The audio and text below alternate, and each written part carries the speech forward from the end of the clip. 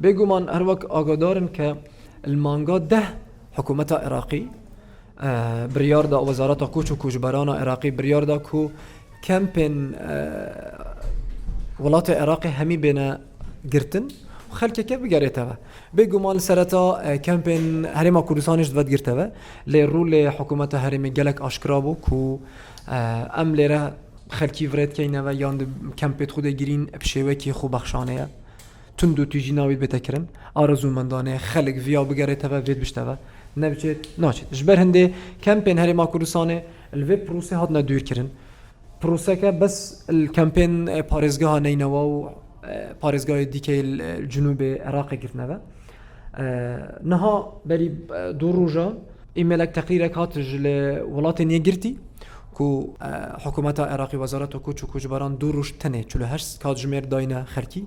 کو کمپی چول بکن سلامیا کو زیادتر ل 3000 کسات داد جیتن اف خلکجی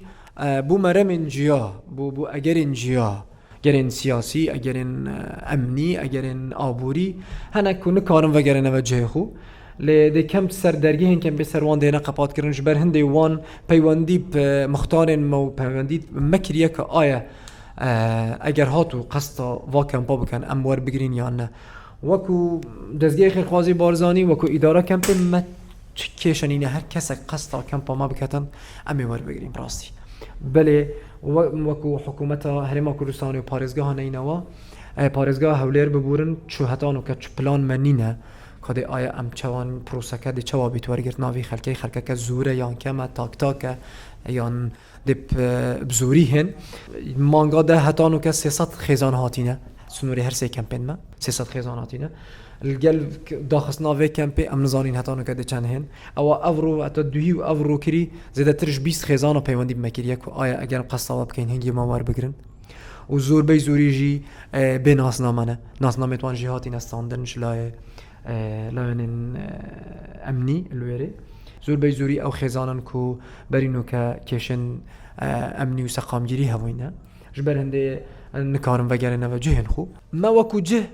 از درباره کمپا خود بیجم من حتی جه 300 خیزانه هیا نوکه الکاتی دا من جه 300 خیزانه هیا حتی نوکه ما چو تشتکی رسمی ورنگرتیا که آیا او خلکه دهتا ورگرتن اف خلکه دهتا هاوکاری دی بویتا کرن چون کو براستی ورگرتن خلکی ارکیمه بس ارکیمانیه دابین کرنا خدمت گزاریه یعنی اگر ام خیزان ور بگیرین وزارت کوچ و کوچبران بو خیزان نی هاوکاری دابین نکد WFP که پیوست دابین کرنا پاره مانگانه اوجی پارا بو دابین نکد اوه همید بنا فاکتور کو خلکی توش بکن خلک سردانا قصتا کمپانه کتن اوه جی فاکتوره که لانین پیوندی دار کاری سرد کن کو خلکی مجبور کن اگر هاتو قصتا واکن پاش کن اوه ببش بن الهمو ها کاریک